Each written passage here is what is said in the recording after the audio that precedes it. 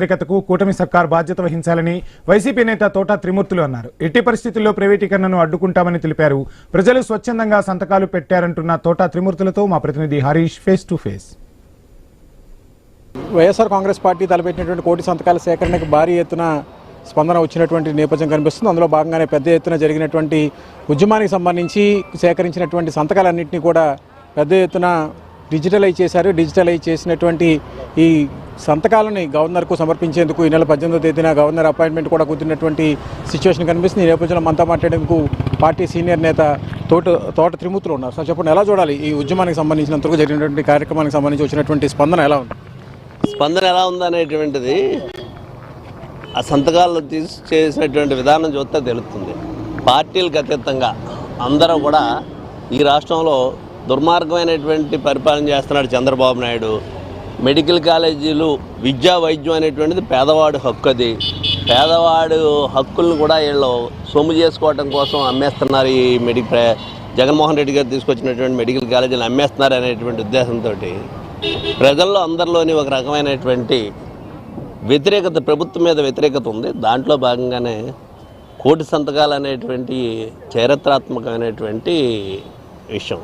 ప్రతి వాళ్ళు కూడా ఎక్కడికక్కడ మేము పెడతాం, మేము వస్తాం అని మేము సైతం అనేటువంటి విధంగా అందరూ ముందుకు వచ్చినటువంటి సందర్భం ఇది. అందుకని ఈ కోటి సంతకాల కార్యక్రమాన్ని విజయవంతం చేసాం. ఈ ప్రభుత్వం మెడలు వంచైనా సరే విద్యా వైద్యం అనేటువంటిది పేదవాడికి అందేటువంటి విధంగానే జగన్మోహన్ రెడ్డి గారు చూస్తారు. జగన్మోహన్ రెడ్డి గారి నాయకత్వంలో ఈ కార్యక్రమం ఖచ్చితంగా పేదవాడికి విద్యా వైద్యం అనేటువంటిది అందే ఏర్పాట్లు చేస్తారు. పీపీపీ మోడల్లో రోడ్స్ నిర్మిస్తున్నాము, వాటిని మెయింటైన్ చేస్తున్నాము. అయినప్పటికీ కూడా అవన్నీ కూడా ప్రభుత్వమే ప్రత్యేకంగా చూసుకుంటుంది. అలాగే ఇప్పుడు మెడికల్ కాలేజీలు కూడా పీపీపీ మోడ్లో ప్రభుత్వం పర్యవేక్షణలో ఉంటాయని కూడా చంద్రబాబు గారు చెప్తున్నారు. ఎలా చూస్తారు? పీపీపీ మోడల్లో ఇవన్నీ అనేటువంటిది ఈ ఏళ్ళు ఇండైరెక్ట్గా డబ్బులు లాగేయటం కోసం కానీ 8,000 కోట్లు ఖర్చు పెడతాయి ఈ ప్రభుత్వంలో. ఆ కాలేజీలకి 1,00,000 కోట్ల ఆస్తి ప్రభుత్వానికి ఉంటుంది, ప్రజలకు ఉంటుంది. ఇది వీళ్ళ దుర్మార్గమైనటువంటి ఆలోచన చేసి 3,00,000-2,50,000 కోట్లు బడ్జెట్ అని చెప్తున్నటువంటి ఈ ప్రభుత్వంలో సంవత్సరానికి 5,000 కోట్ల రూపాయలు బడ్జెట్లో పెడితే 2 సంవత్సరాల్లో పూర్తవుతుంది. 2 సంవత్సరాల్లో పూర్తయితే ఇప్పుడున్నటువంటి మెడికల్ కాలేజీలకి ఏర్పాటు చేసినటువంటి ల్యాండ్ కానీ ల్యాండ్ ఎక్విజిషన్ అయిపోయింది, అంతా అయిపోయింది. ఇదంతా చూసుకుంటే భవిష్యత్తులో 1,00,000 కోట్లు ఆస్తి ప్రజల కోసం ప్రభుత్వం కేటాయించినటువంటి విధంగా ఉంటుంది. ప్రభుత్వాలు అనేటువంటి వ్యాపార సంస్థలు కాదు, ప్రభుత్వం బాధ్యతగా వ్యవహరించాలి. విద్య, ఆరోగ్యం అనేటువంటిది పేదవాడి కోసం ప్రభుత్వం చేయవలసినటువంటి బాధ్యత. ఆ బాధ్యతను విస్మరించి ఇదేదో ప్రభుత్వం ఇక్కడ వ్యాపార సంస్థ కింద చేస్తున్నారు.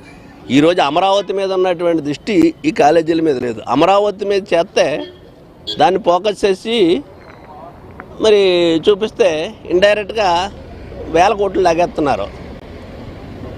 ఈ మెడికల్ కాలేజీలు పేదవాడికి కట్టప్ప చెప్తే ఏమవుతాయి? ఏది చూసినా డబ్బుతోటే వీళ్ళు కొలమానం చేస్తున్నారు. ఈ ప్రభుత్వానికి నూకలు చెల్లిపోయినటువంటి రోజులు ఉన్నాయి. ప్రజలందరూ కూడా ఇంత తొందరగా ప్రజలు అర్థం చేసుకుని విపరీతమైనటువంటి వ్యతిరేకత ఉంది ప్రజల్లో. కోటి సంతకాలకు సంబంధించినటువంటి కార్యక్రమానికి సంబంధించినంత వరకు కూడా ఇప్పుడు జరుగుతున్నటువంటి కోటి సంతకాల ఉద్యమం గవర్నర్కి సమర్పించడం ద్వారా ప్రభుత్వంపై, అదేవిధంగా మెడికల్ కాలేజీల ప్రైవేటీకరణకి వ్యతిరేకంగా జరుగుతున్నటువంటి ఆందోళనలో ప్రజలందరూ కూడా భాగస్వాములు అయ్యారు. కాబట్టి దీన్ని మరింత ఉద్యమంగా ముందుకు తీసుకెళ్తామని కూడా వైఎస్ఆర్ కాంగ్రెస్ పార్టీ స్పష్టం చేస్తుంది. కెమెరా పర్సన్ కిషోర్తో హరీష్, ఐ న్యూస్, అమరావతి.